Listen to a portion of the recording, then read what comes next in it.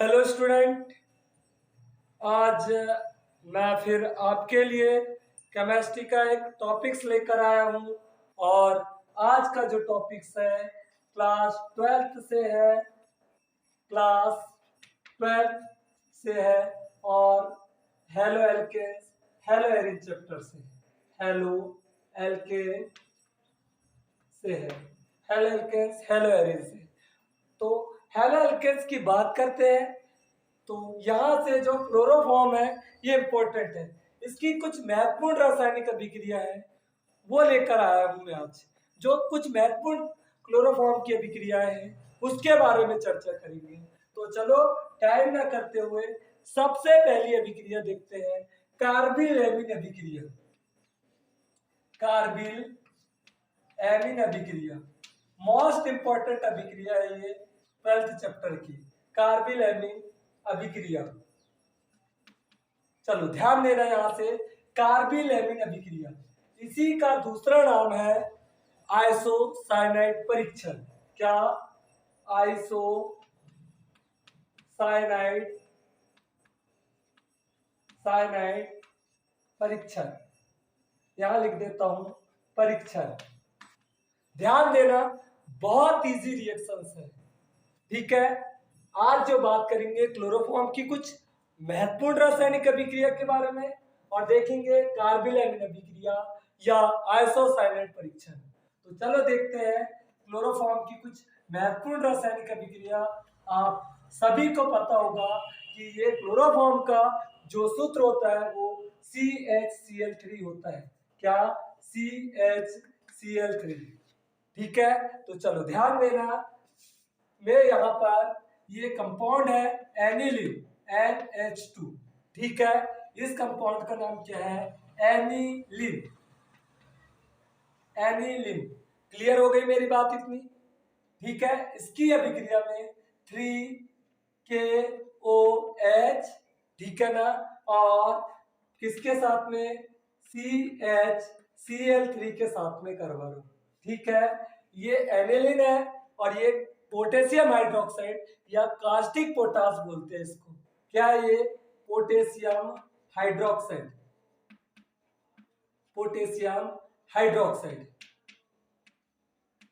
Hydroxide. और ये है आपका क्लोरोफॉर्म। क्लोरोफॉर्म। ये बात क्लियर हो गई होगी मेरी? ठीक है ना? क्या एनिलीन की अभिक्रिया कार्बिल एमीन अभिक्रिया में क्या होता है? एनिलीन की अभिक्रिया पोटेशियम हाइड्रोक्साइड और क्लोरोफॉर्म के साथ कराना है अपने को। तो चलो ध्यान देना, ये किसमें टूटेगा? प्लस में। और ये अधातु है Cl, आप सभी को पता है कि माइनस में ही रहता है करके। ठीक है, बस ध्यान देना, एरोमेटिक कंपाउंड में जब रहता है तब ये प्लस चार्ज में रहता है। तो ये पोटेशियम प्लस में टूटेगा, OH माइनस में टूटेगा। आप सभी को पता है कि पोटेशियम प्लस में ही टूटता है और OH माइनस में टूटता है। क्यों टूटता है यार, मैं ये बता देता हूँ आपको कि पोटेशियम का एटॉमिक नंबर होता है 19। कितना होता है? 19। इसका इलेक्ट्रॉनिक कॉन्फ़िगरेशन करेंगे तो 1s2, 2s2, 2p6, 3s2, 3p6 और 4s1। यहां तक बात क्लियर हो गई होगी? ठीक है ना? तो देखो 2, 4, 10, 10 हो गए, 10 और 2 12, 12 और 6 18 और ये कितना हो गया आपका 1 19। ये 6 है आपका। ठीक है, तो कोई भी जो एलिमेंट्स है उसको और कंप्लीट करने के लिए कितने? 2 इलेक्ट्रॉन की आवश्यकता होती है। ठीक है ना, यहाँ लिख देता हूं मैं, 2 की आवश्यकता होती है, 8 की आवश्यकता होती है, 18 की, 32 की। क्लियर हो गई मेरी बात? तो ध्यान देना, ये पोटेशियम ने इसको अभी और कंप्लीट करने के लिए, अष्टक कंप्लीट करने के लिए 7 इलेक्ट्रॉनों की और आवश्यकता है इसको। किसको? पोटेशियम को। तो ये पोटेशियम 7 इलेक्ट्रॉन, यानी कि ये पोटेशियम का 1 इलेक्ट्रॉन तो 7 को अपनी तरफ अट्रैक्ट नहीं कर सकता। तो क्या करता है ये ध्यान देना, 1 इलेक्ट्रॉन पोटेशियम जो है त्याग देता है करके, यानी कि पोटेशियम ने 1 इलेक्ट्रॉन ऑक्सीजन को ही दे दिया। ठीक है ना, करके इसके ऊपर ऑक्सीजन के ऊपर माइनस चार्ज आ गया। यहाँ देखो आप, ऑक्सीजन का एटॉमिक नंबर 8 होता है, 1s2 2s2 2p6, सॉरी ये हो जाएगा 4। देखो इसके आउटर सेल में अंतिम कोष में 6 इलेक्ट्रॉन दिख रहे हैं आपको, 4 और 2 6। देखो यहाँ पे 4 2 6 इलेक्ट्रॉन हो गए हैं। क्लियर हो गई मेरी बात। तो इसको ऑक्ट कंप्लीट करने के लिए और 2 इलेक्ट्रॉन की आवश्यकता है। तो इसने क्या काम किया, पोटेशियम से 1 इलेक्ट्रॉन ले लिया और हाइड्रोजन से 1 इलेक्ट्रॉन ले लिया और अपना ऑक्ट कंप्लीट कर लिए। तो इसके ऊपर माइनस चार्ज आ गया और इसके ऊपर प्लस चार्ज आ गया। यहाँ पे भी ऐसे क्लोरीन का एटॉमिक नंबर 17 होता है। ध्यान दो यहाँ पे 17, 1s2 2s2 2p6 3s2 3p कितना 5। तो देखो ये 6 इलेक्ट्रॉन है यहाँ पे 2p6, 6 7 8 9 10 10 2 12 12 5 17। तो इसको अब और कंप्लीट करने के लिए 1 इलेक्ट्रॉन की जरूरत है। तो इसने इस कार्बन परमाणु से क्या इलेक्ट्रॉन ले लिया है और क्या प्लस चार्ज, ये कार्बन प्लस आ गया और Cl माइनस आ गया। क्लियर हो गई होगी मेरी बात इतनी। तो चलो ध्यान देना यहाँ पे। अब क्या होता है कि देखो इधर ये जैसा कि तैसा मैंने बेंजीन रिंग बना दिया, ठीक है ना। अब मैं इसको ये तीनों बहुत इजी करके बता रहा हूँ यार आपको, केमिस्ट्री कोई टफ नहीं है, ठीक है ना। क्लियर है। तो चलो ये कितने पोटेशियम है यहाँ पे, देखो 3 लगा हुआ है सामने, यहाँ पे 3 लगा हुआ है ना, ठीक है। और यदि 3 लगा हुआ है सामने तो वो सभी क्या 3 है। तो पोटेशियम भी 3 होंगे, ऑक्सीजन भी 3 होंगे, हाइड्रोजन भी 3 होंगे। अब यहाँ तो कार्बन हाइड्रोजन Cl3 के सामने कुछ नहीं है नया, एक है यहाँ, लेकिन तो कार्बन 1 होगा यहाँ पे, हाइड्रोजन 1 होगा, लेकिन क्लोरीन के पैर में कितना है, फुट पे 3 लगा हुआ है। तो 3 क्लोरीन है यहाँ पे। तो ये तीनों क्लोरीन से मैं ये तीनों पोटेशियम निकाल ले रहा हूँ। तो यहाँ क्या बचेगा, 3 ऑक्सीजन बचेगी, 3 हाइड्रोजन बचेगी। तो तीनों पोटेशियम को तीनों क्लोरीन से बाहर निकाल दिया। तो क्या बच गया बेटा यहाँ पे 3KCl बच गया। देखो तीनों पोटेशियम और तीनों क्लोरीन बाहर निकल गए तो 3KCl बच गए, ठीक है ना। अब ध्यान देना आगे कि यहाँ सर 3 ऑक्सीजन भी है यहाँ और 3 हाइड्रोजन भी है। तो देखो ये 2 हाइड्रोजन में यहाँ से निकाल रहा हूँ। तो यहाँ पे क्या बस बचेगा, नाइट्रोजन बस बचा है यहाँ पे। देखो ये नाइट्रोजन बस बचा है और ये 2 हाइड्रोजन और ये 3 हाइड्रोजन। देखो 3 लगा है हाइड्रोजन के सामने, तो 3 हाइड्रोजन, ये टोटल कितने 5 हाइड्रोजन हो गए ना। देखो 2 और ये 3 हाइड्रोजन, 2 और ये 3 कितने 5 और 1 कितना 6। तो कितना हो जाएगा 6 हाइड्रोजन को हम ऐसा लिख सकते हैं, ठीक है। यहाँ नीचे लिख देता हूँ मैं 3H2 करके। देखो 6 हो गया हाइड्रोजन, 1 और ये 3 4 5 6। तो देखो 2 3 जा 6, यानी कि यदि फुट पे है तो उसका सामने गुना होता है। तो 2 3 6 हाइड्रोजन हो गए और 3 ऑक्सीजन ये बची है। तो क्या हो जाएगा 3H2, ठीक है। यहाँ तक क्लियर हो गई मेरी बात इतनी। अब हाइड्रोजन नाइट्रोजन बचा है और इधर क्या बस बचा, देखो ये पूरी पोटेशियम भी बाहर निकल गई है, पूरी क्लोरीन बाहर निकल गई है, पूरे हाइड्रोजन और ऑक्सीजन भी बाहर निकल गए। अब बचा के इधर कार्बन बस बचा है। तो देखो यहाँ से ये ट्रिपल बॉन्ड से मैंने क्या जोड़ दिया, सी जोड़ दी, N ट्रिपल बॉन्ड सी। ये नाइट्रोजन से बॉन्डिंग हुई है करके मैंने एरो इधर से इधर लगा, यानी कि नाइट्रोजन से कार्बन जुड़ा हुआ। तो इस कंपाउंड का नाम है, यहाँ लिख देता हूं मैं, क्या नाम है इसका, फेनिल आइसोसाइनेट। क्या नाम है, फेनिल आइसोसाइनाइड, ठीक है। इस कंपाउंड का नाम है पोटेशियम क्लोराइड, पोटेशियम क्लोराइड। और यहां बना है 3H2 प्लस 3H2 बाहर निकला था आपका, क्या 3H2 भी बाहर बन गए। क्लियर हो गए। इसी अभिक्रिया को आइसोसाइनेट परीक्षण भी कहते हैं। ये बहुत विषैला तत्व है, दम घुटन करता है ये बहुत, ठीक है। कैसा विषैला तत्व है, दम घुटन करता है। तो क्या ध्यान देना, जब एनिलीन की अभिक्रिया पोटेशियम हाइड्रोक्साइड और क्लोरोफॉर्म के साथ में गर्म करते हैं बेटे इसको। क्या, जब एनिलीन को पोटेशियम हाइड्रोक्साइड और क्लोरोफॉर्म के साथ गर्म करते हैं तो एक अत्यंत दुर्गंध युक्त, क्या, एक अत्यंत दुर्गंध युक्त कंपाउंड फेनिल आइसोसाइनाइड बनता है। इसके अलावा बाय प्रोडक्ट में KCl और जल बनते हैं। ठीक है, नेक्स्ट रिएक्शन है क्लोरोफॉर्म की है क्या, नाइट्रीकरण, क्लोरोफॉर्म का nitration, nitration of chloroform, chloroform का नाइट्रीकरण, nitration of chloroform CHCl3, CHCl3। ध्यान देना, यानी कि आप सभी को पता है यार कि नाइट्रेशन हमेशा कैसा होता है, नाइट्रिक अम्ल की प्रेजेंट में होती है। तो मैं यहाँ पे लिख देता हूँ CHCl3 प्लस HNO3।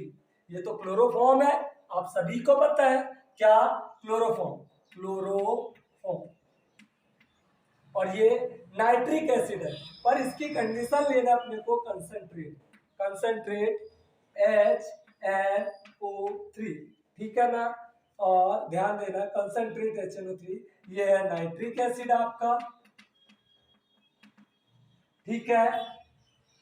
आगे ध्यान देना, इसमें क्लोरोफॉर्म है और ये नाइट्रिक एसिड है आपका, ठीक है। आगे ध्यान देना, तो ये किसमें टूटेगा, HNO3, ध्यान देना किस पे, OH माइनस में टूटता है बेटा और NO2 प्लस में टूटता है। क्या, देखो यहाँ हाइड्रोजन एक है ना, तो देखो एक हाइड्रोजन है यहाँ पे, ठीक है, और नाइट्रोजन एक है, तो एक वन नाइट्रोजन भी है, ऑक्सीजन 3 है, देखो 3, तो 1 और 2 कितना 3 हो गए। तो ध्यान दो, यहाँ से ये हाइड्रोजन निकाल लो। इस क्लोरोफॉर्म की संरचना कैसी होती है, ध्यान देना, यहाँ पे ये कार्बन, ये आपका हाइड्रोजन जुड़ा हुआ है, यहाँ से Cl जुड़ा है, यहाँ से Cl जुड़ा है और यहाँ से Cl जुड़ा है, या फिर यहाँ से हाइड्रोजन जोड़ दो और यहाँ से Cl जोड़ दो। तो मैं इस हाइड्रोजन को निकाल दे रहा हूँ यहाँ से, ठीक है ना, और इस हाइड्रोजन की जगह में ये NO2 ग्रुप जोड़ दे रहा हूँ यहाँ, क्या, NO2 ग्रुप। तो क्या ये ऐसा ही हो जाएगा ये आपका, देखो CCl3, देखो हाइड्रोजन को यहाँ से एग्जिट कर दिया अपन ने, हाइड्रोजन एटम को किसने एग्जिट किया, किसने सब्स्टिट्यूट किया, किसने विस्थापित किया, नाइट्रो ग्रुप ने विस्थापित किया, ठीक है ना, सब्स्टिट्यूट किया। और यहाँ क्या जोड़ दो, NO2 प्लस, ठीक है ना। ध्यान देना, यहाँ पे एक H और यहाँ का OH क्या बना लेगा, H2O। क्लियर हो गई होगी मेरी बात ये, ठीक है ना। इस कंपाउंड का नाम है क्लोरोपिक्रिन, क्या नाम है, क्लोरोपिक्रिन, ठीक है। और ये तो वाटर है आपका। इस कंपाउंड का यूज कहाँ किया जाता है, क्लोरोपिक्रिन का, ध्यान देना, युद्ध क्षेत्र में वैशाली गैस के रूप में, युद्ध क्षेत्र में वैशाली गैस के रूप में, ठीक है ना। जो वार वगैरह होते हैं, युद्ध वगैरह, उसमें विषैली गैस के रूप में उपयोग किया जाता है। इसके अलावा इसी का उपयोग जो है वो किसके रूप में किया जाता है, ध्यान देना आगे, इसका उपयोग कृमिनाशक के रूप में, जो मीठा खाने से होता है, कृमिनाशक के रूप में भी उपयोग किया जाता है इसका। क्लियर हो गई होगी मेरी बात, ठीक है ना। नेक्स्ट रिएक्शन है, ध्यान देना, तो यहाँ क्या लिखोगे आप कि जब क्लोरोफॉर्म को कंसंट्रेट HNO3 के साथ में अभिक्रिया कराते हैं तो क्लोरोपिक्रेन बनता है और प्लस क्या बनता है, आपका वाटर का फॉर्मेशन होता है। क्लोरोपिक्रेन जो इसका उपयोग यूसेज जो है युद्ध क्षेत्र में, वैशाली गैस के रूप में और कृमिनाशक के रूप में यूज किया जाता है, ठीक है। नेक्स्ट यहीं से रिएक्शन इंपॉर्टेंट है ये एग्जाम की दृष्टि से, तो यहां से मैं नेक्स्ट लेकर आ रहा हूं आपके लिए रिमर-टिमैन अभिक्रिया। कौन सी, रिमर-टिमैन, इसका स्क्रीनशॉट ले लो, ठीक है। चलो नेक्स्ट है रिमर-टिमैन रिएक्शन, रिमर-टिमैन रिएक्शन, ठीक है, रिमर-टिमैन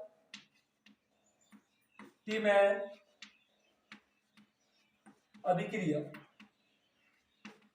ध्यान देना, ये भी एरोमेटिक कंपाउंड इसके साथ ही होती है। ये कंपाउंड का नाम है फिनॉल, क्या नाम है इस कंपाउंड का, फिनॉल। इसकी रिएक्शंस में CHCl3 के साथ और 3Na OH के साथ करवा रहा हूं, ठीक है ना। ये क्लोरोफॉर्म हो गया आपका, और ये हो जाएगा सोडियम हाइड्रोक्साइड।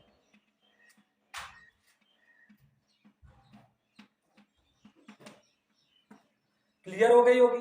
क्या ये फिनॉल है, ये क्लोरोफॉर्म है, और ये सोडियम हाइड्रोक्साइड है।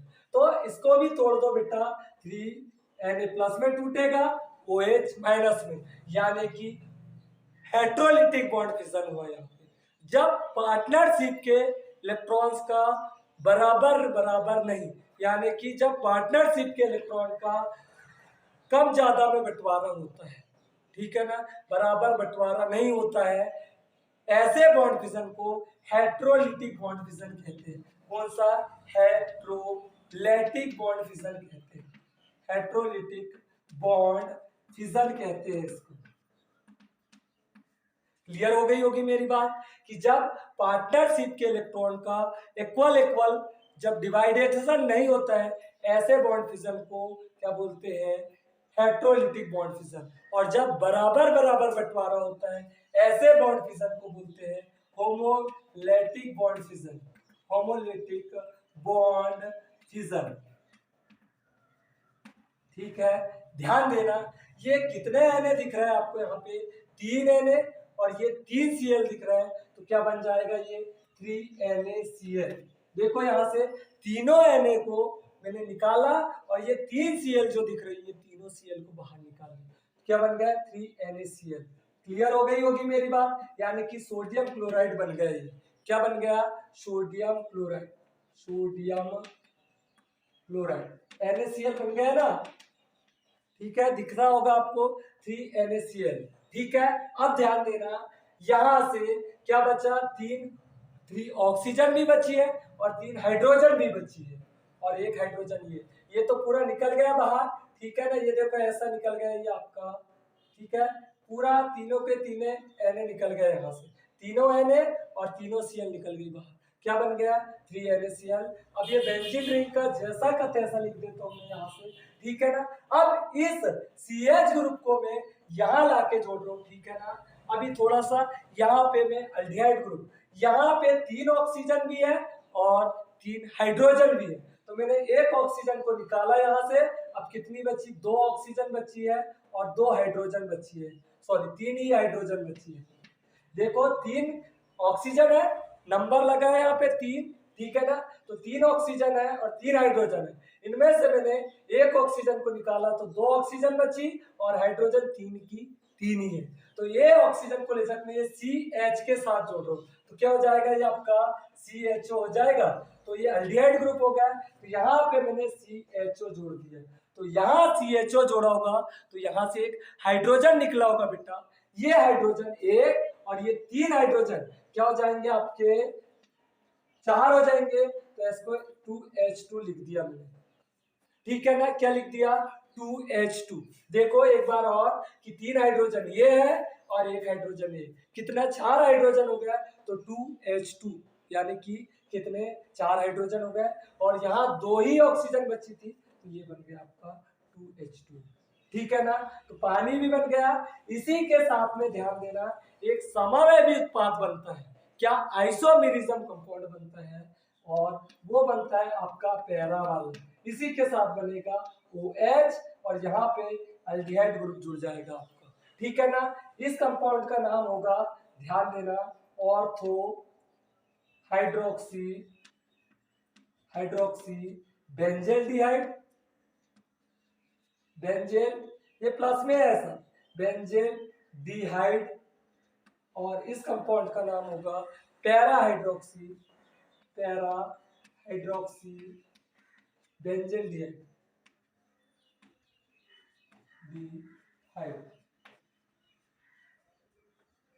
ठीक है। ध्यान देना, रीमान-टीमैन रिएक्शंस में जब फिनॉल की अभिक्रिया क्लोरोफॉर्म और सोडियम हाइड्रोक्साइड के साथ कराते हैं, तो क्या बनता है? ऑर्थो हाइड्रोक्सी बेंजेल्डिहाइड और para hydroxy benzaldehyde isomerism compound के रूप में, यानी कि समव्ययी उत्पाद के रूप में। एक बार और सुनो, कि जब फिनॉल की अभिक्रिया क्लोरोफॉर्म और सोडियम हाइड्रोक्साइड के साथ कराते हैं तो ऑर्थो हाइड्रोक्सी बेंजल्डिहाइड और पैरा हाइड्रोक्सी बेंजल्डिहाइड समावयवी उत्पाद के रूप में बनते हैं, जबकि अन्य उत्पाद के रूप में वाटर और NaCl का फॉर्मेशन होता है। स्क्रीनशॉट ले लो इसका। तो शायद ये वीडियो समझ में आया होगा। यदि आप स्किप करके नहीं देखे होंगे तो मेरे अनुसार तो क्लियर हो गया होगा, ठीक है ना। तो ध्यान देना, लाइक करना है, सब्सक्राइब करना है और अपने दोस्तों में शेयर भी करना है, ठीक है। जय हिंद।